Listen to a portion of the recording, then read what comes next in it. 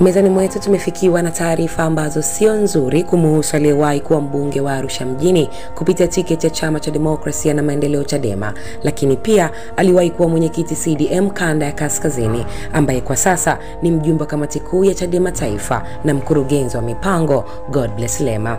Ni taarifa mbaya sana kuhusu kutekwa. Kabla tujaingia ndani kwenye habari hii, ni kusihi wewe ambaye ndo kwa mara ya kwanza unatutizama usubscribe kwa kubonyeza maneno mekundu yaliyoandikwa subscribe kisha alama ya kengele.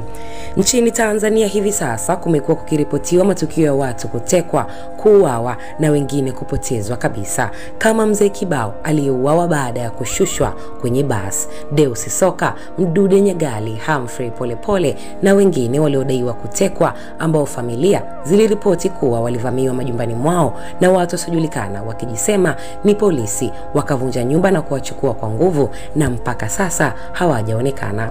Matukio haya yamekuwa yakiogopesha na kuleta hofu hasa kwa wanaharakati kufuatia njia wanayotumia watu hao kuvamia nyumba, kuvunja, kumpiga mtu na kuondoka naye na huenda asionekane mazima.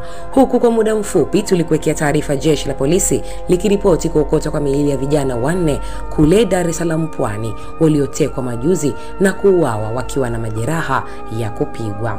Sasa kufuatia wasiwasi na hofu juu ya hayo, imetufikia taarifa kumhusu Godbless Lema. Godbless Lema amejitokeza hadharani kwa barua ya wazi kwa Mheshimiwa Rais Samia Suluhu Hassan akiomba kulindwa dhidi ya watu wanaomwinda. Lema kupitia kurasa zake za mitandao ya kijamii ameposti picha ya Mheshimiwa Rais Samia Suluhu Hassan na kuandika, na nukuu: Mheshimiwa Rais, maisha yangu yako katika hatari kubwa. Tafadhali naomba kwa unyenyekevu mkubwa unisikilize. Ningependa kuishi ili niweze kuwaona watoto wangu wakikua, kuoa na kuolewa mbele ya macho yangu, na ikiwezekana niweze kufurahia wajukuu wangu ikiwa Mungu atanijalia maisha marefu. Kila mtu anatamani kuishi maisha marefu yenye amani na uzee mwema.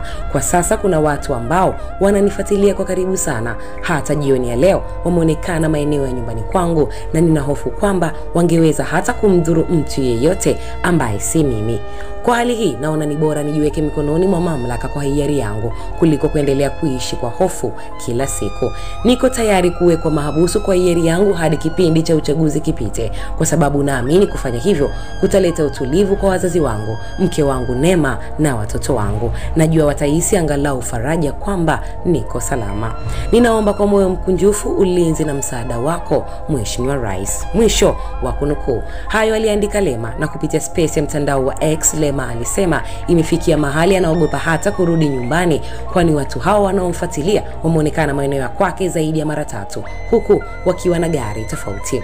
Lakini baadaye kidogo Lema aliandika tena, na nukuu: nimefika kituo cha polisi Central kujua kama ni wao wana shida na mimi. Mwisho wa kunukuu. Hapa akimaanisha alikimbilia kituoni mwenyewe ili kuwa salama kuliko kupatwa na watu hao, ikawa kama ya Mdude ama Polepole. Maandiko haya ya Lema yamekuwa na comment nyingi za Watanzania wakisema hao ni watekaji, na wengine wakimsia siondoke kituoni ili kulinda usalama wake, kwa sababu kwa sasa wanasema bora ukajiweke polisi kuliko kukamatwa na wasiojulikana, kwa sababu hao wanapiga, kupoteza ama kuua kabisa. Hiyo ndo taarifa ambayo sio nzuri kumhusu Godbless Lema. Je, wewe una maoni gani ama una lipi la kusema? Tuandikie hapo chini kwenye section ya comment na sisi tutasoma. Mimi ni Princess Kiuli na hii ni Mseto Media.